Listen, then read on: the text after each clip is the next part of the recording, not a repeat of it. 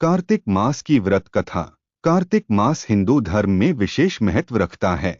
इस माह को भगवान विष्णु का प्रिय महीना माना जाता है। कार्तिक मास में व्रत, पूजा और विशेष अनुष्ठान करने का महत्व है। इसे धन्यवाद और पर्यावरण की शुद्धि का महीना भी कहा जाता है। इस समय भगवान श्री कृष्ण की लीलाएं, विशेषकर गोवर्धन पूजा का स्मरण किया जाता है। इस कथा में हम कार्तिक मास के व्रतों की महत्वता, उनके विधि और इसके फल को समझेंगे। कार्तिक मास का प्रारंभ कार्तिक शुक्ल प्रतिपदा से होता है। इस मास में कई महत्वपूर्ण तिथियां हैं, जैसे दिवाली, गोवर्धन पूजा और भैया दूज। कार्तिक पूर्णिमा का दिन विशेष रूप से महत्वपूर्ण होता है।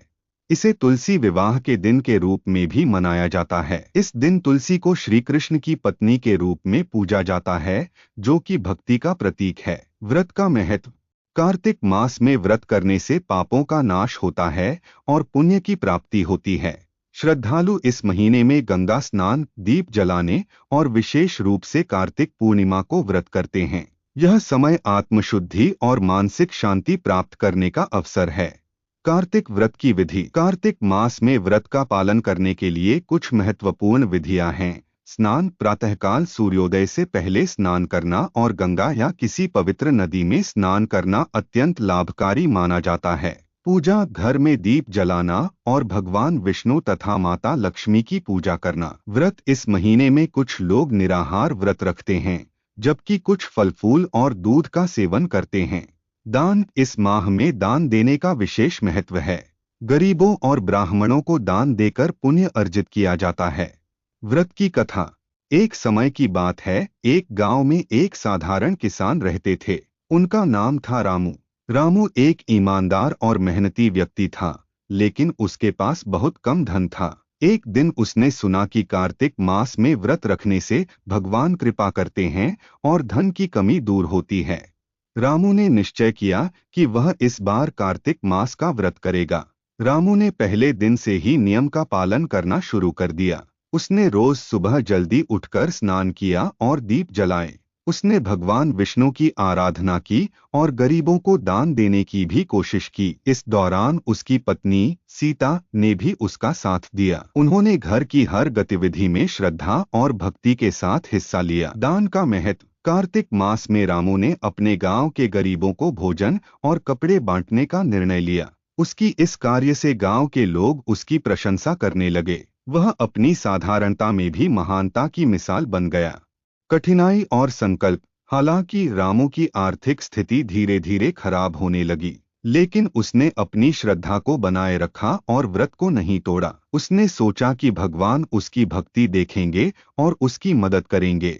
भगवान की कृपा। कार्तिक पूर्णिमा के दिन जब रामू ने अपने व्रत का समापन किया, उसने भगवान विष्णु की आराधना की। उसी दिन गांव में एक व्यापारी आया जिसने रामू के खेतों की गुणवत्ता देखी। व्यापारी ने रामू के खेतों से सभी फसलें खरीदने का प्रस्ताव दिया। इससे रामू की आर्थिक स्थिति में सुधार हुआ। परिणाम। रामू की मेहनत और भक्ति का फल उसे मिला। उसने अपने परिवार के साथ संतोषपूर्वक जीवन बिताया। उसने अपनी सफलता का श्रेय भगवान विष्णु की कृपा को दिया और व्रत के महत्व को समझा। निष्कर्ष।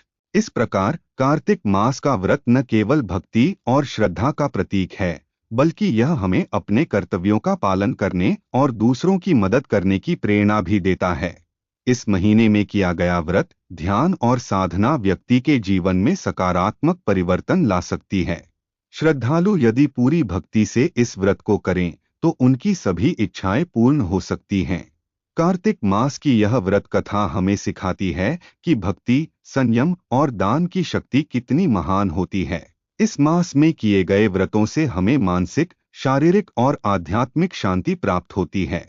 इसलिए हर व्यक्ति को इस पवित्र माह का लाभ उठाना चाहिए और अपने जीवन में सकारात्मकता लानी चाहिए। कार्तिक स्नान का महत्व न केवल धार्मिक दृष्टिकोण से है, बल्कि यह व्यक्ति की मानसिक, शारीरिक और सामाजिक स्थिति को भी सुदृढ़ बनाता है। इस मास में स्नान करना केवल एक धार्मिक क्रिया नहीं, बल्कि आत्मा की शुद्धि और सामाजिक एकता का प्रतीक है। इसलिए कार्तिक मास में स्नान करना सभी के लिए एक महत्वपूर्ण अनुभव होता है, जो न केवल पापों का नाश करता है, बल्कि जीवन में शांति और सुख की भी प्राप्ति कराता है।